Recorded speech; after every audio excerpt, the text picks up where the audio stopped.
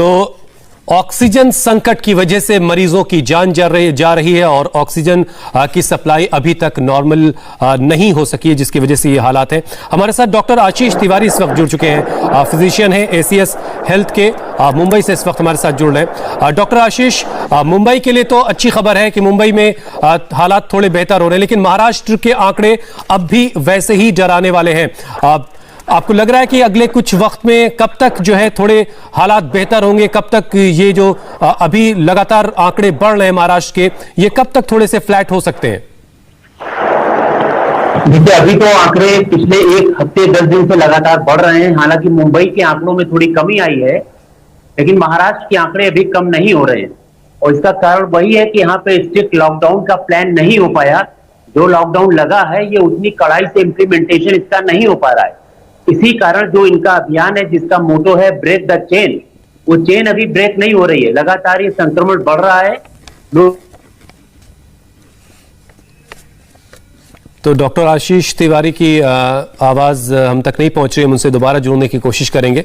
महाराष्ट्र में लगातार 66,191 केस पिछले 24 घंटे में रिपोर्ट हुए हैं, 832 मरीजों की जान गई है। डॉक्टर आशीष, आप अपनी बात पूरी कर लें। तो मैं ये बोल रहा था कि जो ब्रेक द चेन का कॉन्सेप्ट है, ये तब तक नहीं पूरा होगा जब तक हम लोगों से कोविड अप्रोप्रिएट बिहेवियर का पालन न करवा लें या इनको कंप्लीट लॉकडाउन में रखें, जिससे ये एक दूसरे से मिल ना पाए। अभी लॉकडाउन जो है, ये नाम मात्र का है, पार्शियल लॉकडाउन है। लोग बाहर निकल रहे हैं, मिलजुल रहे हैं, ना मास्क पहनते हैं, ना सोशल डिस्टेंसिंग है।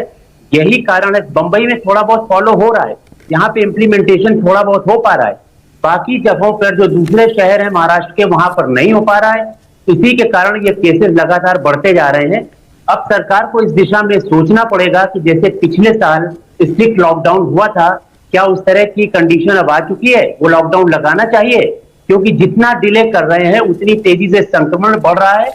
हेल्थ केयर सिस्टम पर लोड आता जा रहा है, लोगों की जानें जा रही हैं, और ऐसा एक संदेश भी समाज में जा रहा है कि सरकारें हेल्थ केयर सिस्टम को मैनेज करने में अब फेल हो चुकी हैं, असमर्थ हो चुकी हैं। तो इस स्थिति से बचना चाहिए। लोगों में बहुत निराशा फैली हुई है। कोई ऐसा कड़ा नियम आ जाए, कोई ऐसा एसओपी आ जाए, जिससे ये जो ब्रेक द चेन है, ये रियली ब्रेक हो पाए। डॉक्टर आशीष, आप जहां पर हैं, जिस अस्पताल में हैं, हमने भी कई जगहों से खबरें देखी। हमने भी हिसार की खबर दिखाई, पुणे में एक अस्पताल में ऑक्सीजन की वजह से 4 मरीजों की जान चली गई। आपके अस्पताल में भी ऑक्सीजन का क्या स्टेटस है? देखिए, ऑक्सीजन मुंबई में खासकर इसकी कमी नहीं महसूस हुई। यहाँ पे अभी सप्लाई सुचारू रूप से हो रही है। थोड़ा डिले हो जाता है, लेकिन समहाउ यहाँ पे मैनेज हो रहा है। तभी आपने देखा कि देश के दूसरे बड़े शहरों में ऑक्सीजन की कमी हुई, उसके कारण कैजुअलिटीज हुई। लेकिन प्रॉपर मुंबई की बात की जाए तो यहाँ पे अभी सप्लाई चेन जो है, वो किसी तरह देर हो रही है, थोड़ी कठिनाई आ रही है, एक्स्ट्रा एफर्ट्स डालने पड़ रहे हैं, लेकिन वो किसी तरह मैनेज हो पा रही है। कब तक मैनेज होगी ये बताना मुश्किल है, लेकिन भगवान की कृपा है कि अभी तक किसी भी तरह ये मैनेज हो रही है, और इस कारण से भी कोई कैजुअलिटी होने की खबर मुंबई में कम से कम नहीं मिली। और इसके अलावा हम देख रहे हैं कि पूरे देश में डॉक्टर आशीष 3,50,000 से ज्यादा केस रिपोर्ट हुए हैं, 2800 से ज्यादा जाने गई हैं। लगातार केसेस बढ़ ही रहे हैं, और दिल्ली भी इस वक्त लॉकडाउन में है, और ज्यादातर स्टेट जो है वो इस वक्त लॉकडाउन की स्थिति का सामना कर रहे हैं। आपको लग रहा है कि क्या ये पीक है कोरोना का, और मई या अप्रैल के आखिर के बाद ये धीरे धीरे फ्लैट होने लगेगा? अभी जो ट्रेंड आ रहे हैं पिछले एक हफ्ते से, उससे ये आभास नहीं हो रहा है कि ये पीक है। मेरे ख्याल से पीक जो है वो मई के पहले या दूसरे हफ्ते के आसपास आएगा। अभी नंबर ऑफ केसेस और बढ़ेंगे। अभी हमें ये भी देखना है कि जो नंबर्स हमारे पास आ रहे हैं, ये एक्चुअल रिपोर्टिंग हो भी रही है या इसमें भी डेटा फजिंग हो रही है। डेटा, क्योंकि तमाम सरकारें, ऐसा फील हो रहा है कि जो एक्चुअल नंबर्स बीमार के दिखते हैं या घरों से जो फोन आते हैं जिनको बेड नहीं मिलता है, क्या वो उनकी काउंटिंग सरकारी सिस्टम में हो रही है कि नहीं। अभी आप तमाम खबरें देखते हैं, आपके चैनल पर ही देखा कि डेड बॉडीज का क्रिमेशन ज्यादा हो रहा है, लेकिन सरकारी ऑफिशियल रिपोर्ट्स में वो कम आ रहे हैं। तो अगर ये रिपोर्टिंग होने लगे तो ऐसा लगेगा कि पीक तो आज ही आ गया। नंबर ऑफ केसेस बहुत है, कैजुअलिटीज बहुत है, और ये बढ़ती जा रही है। ये स्टेट बदल रही है। अभी आज कल बंबई था, अभी दिल्ली हो गया। आने वाले 2-3 दिनों में कोई दूसरा शहर उभर के सामने आएगा। तो एक के बाद एक शहर आते जा रहे हैं।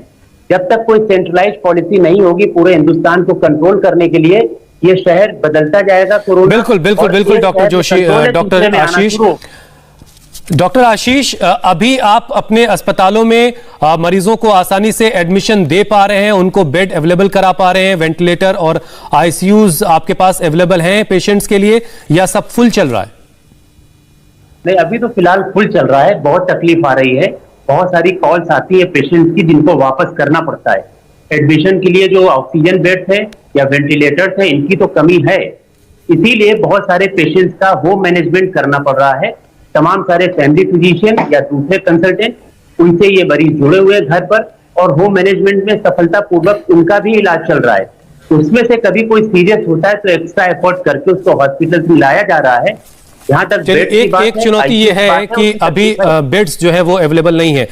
चलिए, बहुत बहुत शुक्रिया डॉक्टर आशीष, हमारे साथ जुड़ने के लिए, आपने हमारे लिए वक्त निकाला। हम उम्मीद करते हैं कि जो ऑक्सीजन का संकट है बहुत जल्द ये दूर होगा और नॉर्मल सी स्टोर हो पाएगी।